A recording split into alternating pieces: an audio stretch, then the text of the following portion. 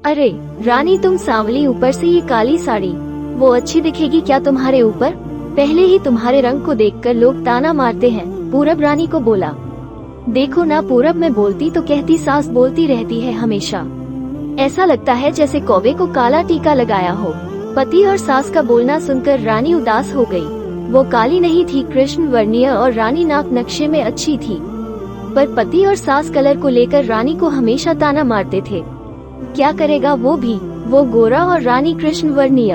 लोगों का क्या, वो तो नाम रखने में पीएचडी किए होते हैं। ब्लैक और व्हाइट जोड़ी बोलते थे दोनों को। पूरब का मन वैसे साफ था, रानी को अगर कोई कलर को लेकर बोलता तो उसे जरा भी अच्छा नहीं लगता था, इसीलिए वो भी थोड़ा बहुत बोल देता था ताकि वो जिद ना करे। लेकिन जब वो बोलता था तो उसे इस बात का पछतावा होता था। उसकी माँ घर में हमेशा कड़वाहट रखती थी, आज भी वैसे ही हुआ। घर में उत्सव के माहौल में सुबह जब सास ने रानी से बात की तो वो थोड़ी घबराई हुई थी। उसका चेहरा भी शांत था। पूरब वास्तव में खुद पर शर्मिंदा था। अपराधी की तरह बैठने के बजाय वो काम के लिए बाहर गया। कई सारी महिलाएं काली साड़ी पहनकर सड़कों पर चल रही थी।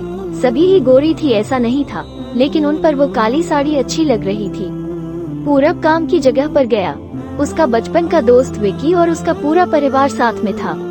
जान पहचान हुई तभी पीठ के पीछे से विक्की की पत्नी आई। वो भी काली सांवली ही थी, काली साड़ी पहनी थी उसने। पीछे से एक आवाज आई, प्रतीक्षा दीदी, अच्छी दिख रही हो आप। आपकी साड़ी भी अच्छी है और आप भी।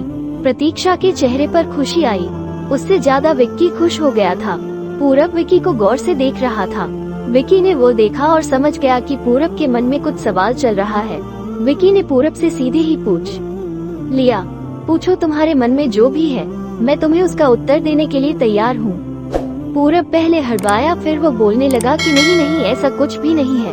विक्की ने पूरब से कहा, तुम मुझे नहीं जानते कि मैं लोगों का मन कितने अच्छे से पढ़ सकता हूँ। तुम तो मेरे बचपन के मित्र हो, तुम्हारे मन की बात भला मुझसे कैसे छुपी रह सकती है।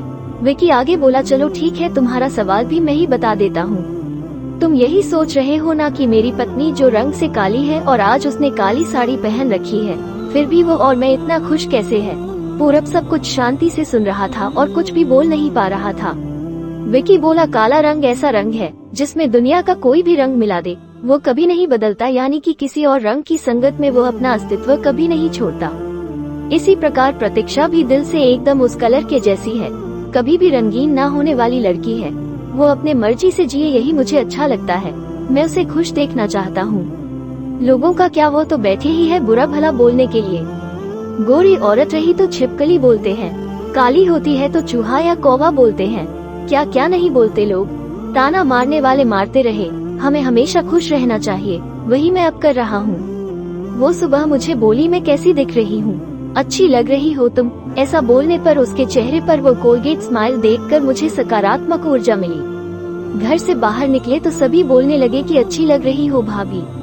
हम दोनों ने अच्छे मन से यह बात सोची, कोई ना कोई ताना मारने के लिए बोला ही होगा ना, उस वजह से जीने की दिशा क्यों बदले। पूरब को उसके घर का सुबह का माहौल याद आया। वो खुद पर ही चीर गया। उसे लगा वो सचमुच में गलत था। मैं ही रानी को दुख देता हूँ, उस वजह से सब उसे बोलते हैं। अब मुझे ही अपन भूल सुधार कर उससे माफी मांगने होगी। उसने हंसते हुए विक्की को अलविदा कहा। अपना काम निपटा कर वो एक साड़ी की दुकान पर गया। रानी के लिए उसने काले रंग की साड़ी ली और घर गया। घर जाने के बाद रानी शांत बैठी थी। उसने रानी को आवाज दी और साड़ी उसके हाथों में दे दी। रानी को जरा अलग ही लगा। उसने प्रश्नार्थक नजरों से पूरब की ओर देखा। उसने बॉक्स खोल कर देखा तो काले रंग की साड़ी थी। रानी, मैं लाया हूँ तुम्हारे लिए ये साड़ी, आज पहन के दिखाओ कैसी दिखती हो तुम। अच्छी नहीं लगी तो बदल देंगे साड़ी को। देखने तो दो कैसी दिखती हो तुम इस रंग में। रानी को जरा अच्छा लगा। चलो तैयार हो जाओ, जल्दी हम जरा बाहर जाकर आते हैं, एक क्लाइंट के पास जाना है, उन्होंने बुलाया है जोड़ी में। पूरब का बोलना सुनकर रानी तैयार होने गई। काली साड़ी, उस पर हल्का सा मेकअप और लंबे बालों की चोटी। पूरब भी क्या, पूरब की माँ भी रानी को देखते ही रह गई। पूरब बोला, रानी सॉरी, अरे लोगों की बातों में आकर मैं तुम्हें हमेशा बोलता रहा और खरा सौंदर्य किसमें है ये मैं भूल गया था। रंग दो ही है, ये जानकर फिर जीना छोड़ दे क्या, अपनी खुद की पसंद छोड़ दे क्या। तुम्हें काली रंग की साड़ी पहनना बहुत अच्छा लगता था ना, पर मैं हमेशा तुम्हें टोकता रहा। अब मुझे समझ में आया, किसी भी रंग में रंगते वक्त मन साफ हो तो खूबसूरती निखरती है। तुम जैसा चाहती हो वैसे ही जियो।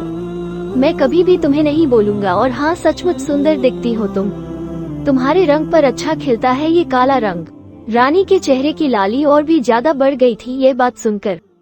शर्मा कर वो पूरब को बोली, क्या आप भी? पूरब ने रानी का मुस्कुराता हुआ चेहरा देखा और उसके बदले हुए विचारों से पूरब खुश हुआ। मन ही मन में पूरब ने विक्की को धन्यवाद किया, क्योंकि यह परिवर्तन विक्की के शब्दों द्वारा हुआ था। खूबसूरत दिखने के लिए खूबसूरत दिखना जरूरी नहीं है, बल्कि खूबसूरत सोच होना जरूरी है। इंसान का अगर मन सुंदर है तो इससे कोई फर्क नहीं पड़ता कि वो किस रंग का हो।